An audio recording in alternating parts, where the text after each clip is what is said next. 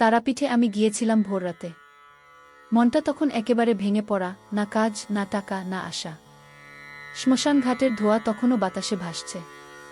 মা তারার মন্দিরে ঢুকে আমি শুধু একটাই কথা বলেছিলাম, মা, যদি আজ আমাকে না বাঁচাও, কাল আমি আর থাকব না।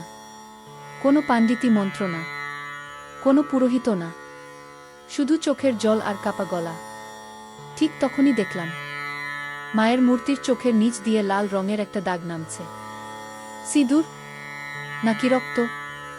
ভয়ে কেউ চিৎকার করল না। পুরো মন্দির নিস্তব্ধ। আমি ফিরে এলাম। পরদিন সকালে যে চাকরির জন্য ৮ মাস ধরে ঘুরছিলাম সেখান থেকে কল। দুপুরে আটকে থাকা টাকা হাতে এলো।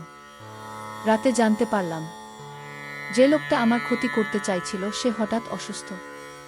২৪ ঘন্টার মধ্যে সব পাল্টে গেল।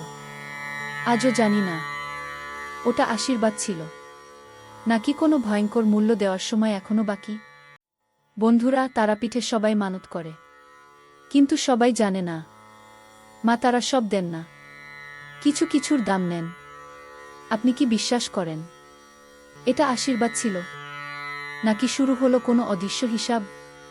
কমেন্টে লিখুন জয় তারা মা গো। আর এমন সত্যি ঘটনা শুনতে চাইলে চ্যানেলটা সাবস্ক্রাইব করুন।